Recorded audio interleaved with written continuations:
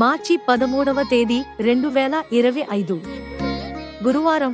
ఈ రోజు పంచాంగం శ్రీ క్రోధి నామ సంవత్సరం, పాల్గొన మాసం, శిశిర ఋతువు, ఉత్తరాయణం.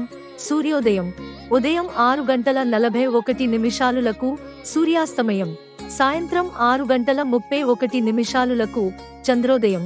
మార్చి 13 సాయంత్రం 5:47 చంద్రాస్తమయం.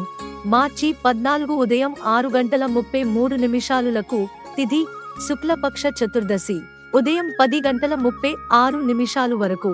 తర్వాత పూర్ణిమ. నక్షత్రం పూర్వ ఫాల్గుని. మార్చి 14 ఉదయం 6:19 వరకు. యోగం ధృతి మధ్యాహ్నం 1-2 వరకు. తర్వాత శూల కరణం. వాణిజ ఉదయం 10:36 వరకు. తర్వాత విష్టి. అశుభ ముహూర్తాలు. రాహుకాలం మధ్యాహ్నం 2:05 నుండి మధ్యాహ్నం 3:33 వరకు. గుళిక కాలం ఉదయం 9:38 నుండి ఉదయం 11:07 వరకు.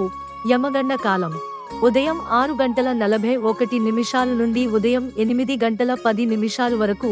దుర్ముహూర్తం ఉదయం 10:37 నుండి ఉదయం 11:25 వరకు. మధ్యాహ్నం 3:21 నుండి సాయంత్రం 4:09 వరకు. వర్జం మధ్యాహ్నం 12:49 నుండి మధ్యాహ్నం 2:24 వరకు. శుభ ముహూర్తాలు.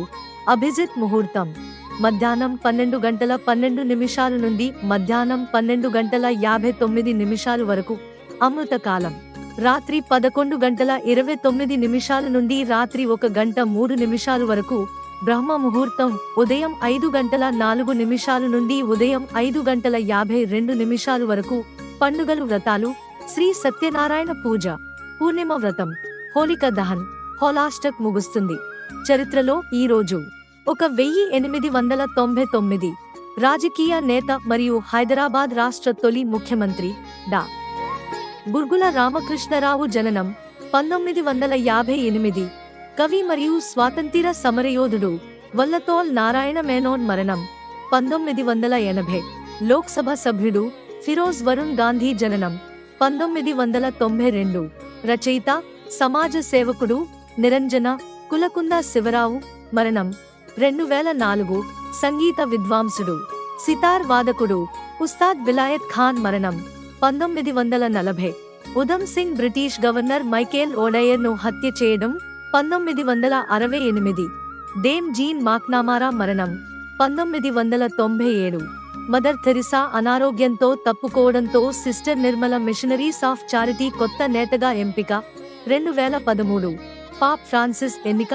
నిన్నటి ప్రశ్న, నేటి జవాబు.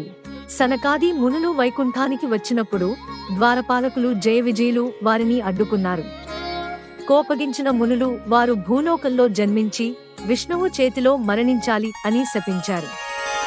దీనివల్ల జయవిజయులు రావణ కుంభకర్ణులుగా జన్మించి వారి సంహారం కోసం విష్ణువు శ్రీరాముడిగా అవతరించాడు.